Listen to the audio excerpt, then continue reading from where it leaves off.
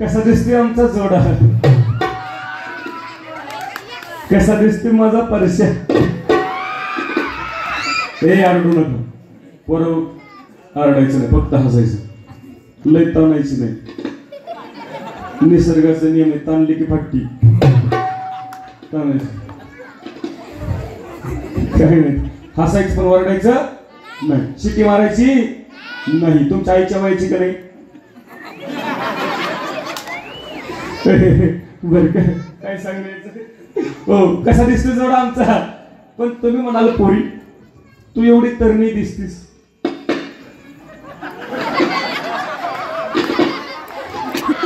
तू एवढी तरणी दिसतीस मग मॉडेल का जुनं पकडलंस.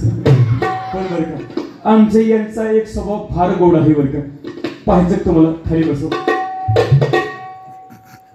उठ. पाहिलं किती गोड सवय, बसव खाली. थांबे देऊ का, उठा उठा.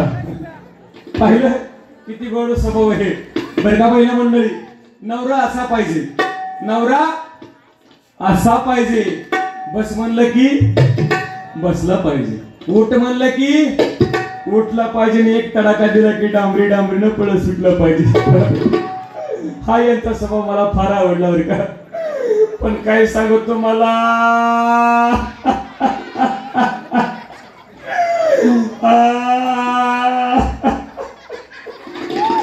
काय सांगू, लग्न झालं बर का, लग्न झालं, नांदायला गेले, पण मॉडेल कडून निघालं.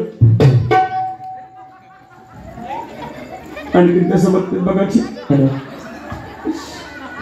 हो, तुम्ही म्हणतात हिला आल्यालाच लागली, नवऱ्याचं घरानं सांगायला हिला नेमकं झालं काय.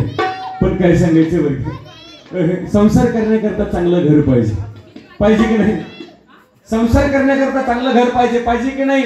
पण काय सांगू, लग्न झाल्यापासून मग ते मोडकच घर आणि पडकच छप्पर बर का मंडळी. मोडकच घर बर का, ते सुद्धा भूकंपाच्या आधीच पडलं.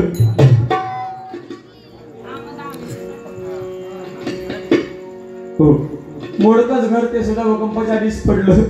आता म्हटलं उद्या भाव्याच्या महिन्यामध्ये गौरी गणपती बसवली असती, यांच्याकडे डोक्यावर बसू. आणखीन बघायला तरी काय वाटते का, मोडकच घर असू द्या बरं का. मोडकं घर राहायला काय हरकत नाही, पण कमीत कमी घरामध्ये देवाला देवघर तरी पाहिजे की नाही, पाहिजे की नाही. कारण किती मोठं घर असू द्या, आमचे एकनाथ महाराज म्हणतात, किती मोठं घर असू द्या, घरामध्ये जर देवाला देवघर नसेल तर घराला किंमत नाही. किती मोठा बंगला असू द्या, बंगल्यासमोर जर तुळशी वृंदावन नसेल तर बंगल्याला शोभा. किती मोठं गाव असू द्या दादा, पण त्या गावामध्ये जर एखादं मारुती रायाचं मंदिर नसेल तर गावाला शोभा नाही. तसा हा माणसाचा जन्म आहे.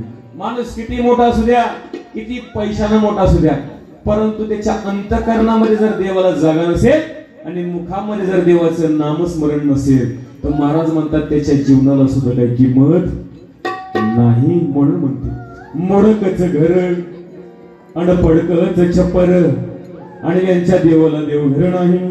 म्हणून म्हणते दादला नको ग बाई, मला नवरा नको ग बाई, दादला नको ग बाई, दादला नको नवरा नको, दादला नको ग बाई, दादला नको नवरा नको, दादला नको ग बाई. हा दादला आणि हा नवरा आणि हा ठोंब्या.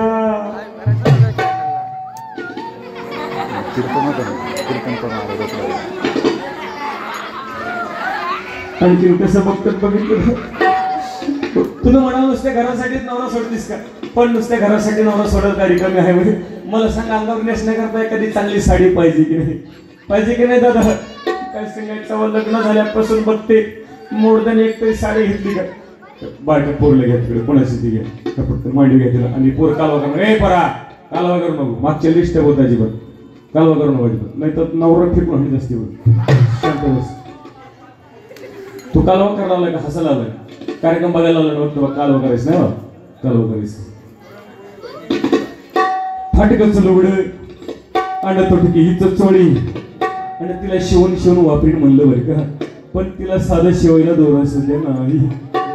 मला सांगा, घरामध्ये खायला पाहिजे की नाही, जेवायला पाहिजे का नाही घरामध्ये? पण बघा ना, फुकटच्या सप्त्यातल्या आणि यात्रेतल्या पंक्ती मग कसा बोक्यासारखा फुगलाय बघा की. अहो मला नुसती जोंधळ्याची भाकर, आंबाड्याची भाजी, वर तेलाची धार सुद्धा नाही. कसा जगायचं सांगा ना. खोटं सांगत नाही मावशी, माझ्या पप्पाच्या घरी असताना माझं 350 किलो वजन होतं, पण यांच्याकडे आल्यापासून कशी झाली पहाटी. मला सांगा, सर्वात जास्त बायकांना काय आवडतं? सर्वात जास्त बायकांना काय आवडतं? कोण बोलू भांडायला आवडतं? भांडायचा विषय सोडा बरं का. सर्वात जास्त बायकांना सोनं आवडतं, दागिना आवडतो, आवडतं की नाही? पण काय सांगायचं बघ, ते लग्न झाल्यापासून बघते मोडदाने एक तरी फुटका मनी गळ्यात बांधावा की. आणखी कसे बघतात बघा. अहो लग्न झाल्यापासून बघते साधा फटका मनी कधी गळ्यात बांधलेला आठवत नाही.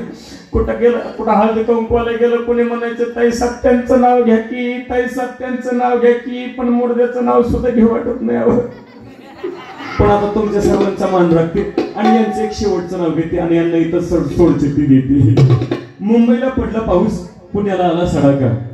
मुंबईला पडला पाऊस, पुण्याला आला सडाका आणि आमच्या ह्यांना उठला मरायचा तडाका. आणखी नाही घे की. आणखी नाही घेऊ. हो तुमच्या जवळचे दिसते. हो